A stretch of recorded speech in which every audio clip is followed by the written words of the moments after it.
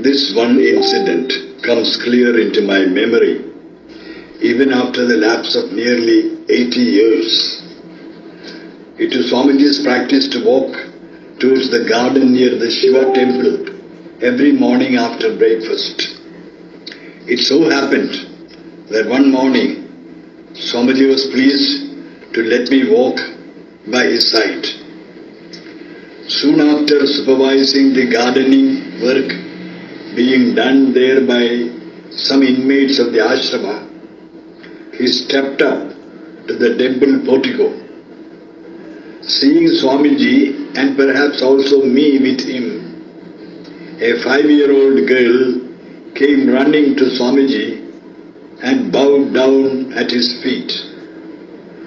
Quite unexpectedly, Swamiji picked her up and placed her on a high stool lying nearby.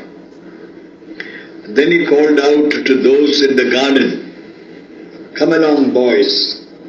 Here is Jagadamba sitting on her throne. Bow down before her." But they did not pay much heed to his words, as they thought that it was one of his many jokes. At this, Swamiji became an altogether different man, and uttering the words, "O Amba, Jagadamba," in a voice loud and clear, he bowed down before the girl. Taken aback at this, those in the garden hurried to the temple portico and began bowing down before her. In that moment of profound solemnity, someone among them took down the frightened girl from the high stool.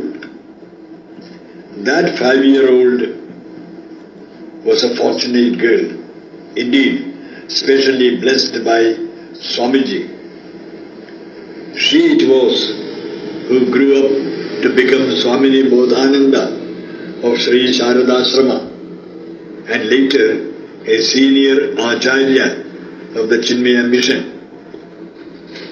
She passed away at Vijayawada on 14/11/2015, and her last rites were performed on the banks of the Bharatapuzha near Swamiji's Samadhi.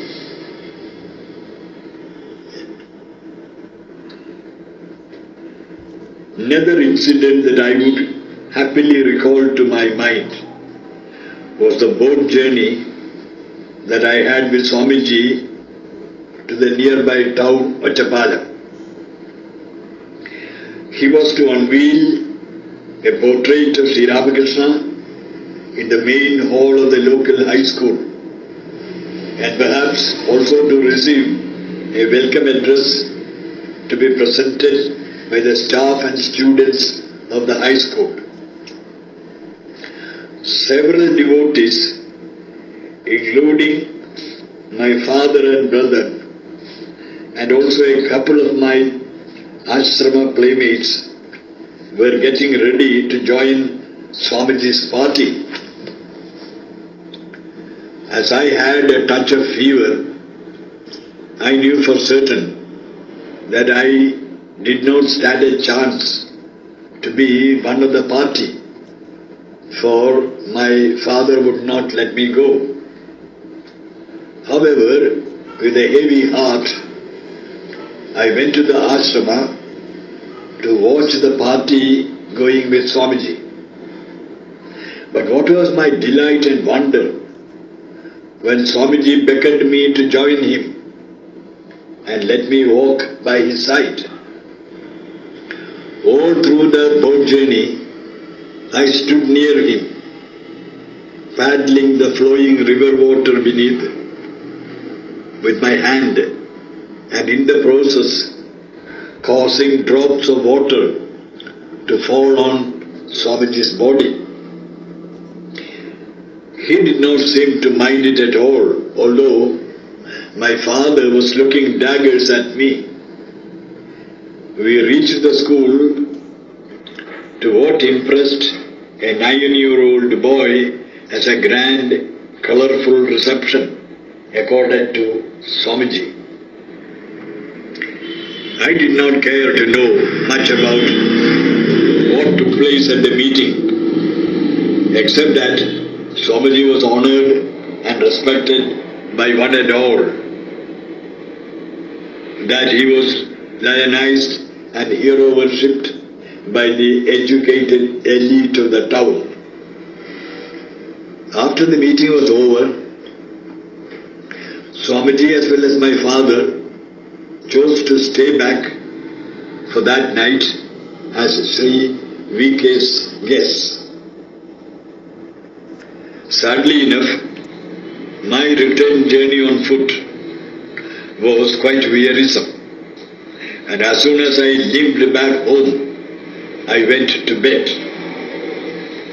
I woke up next morning with a bad headache and a worse fever.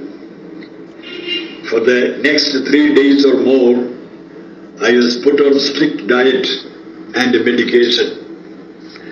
But the real punishment was that I could not go to the ashram and be with Swamiji for those 3 interminable days.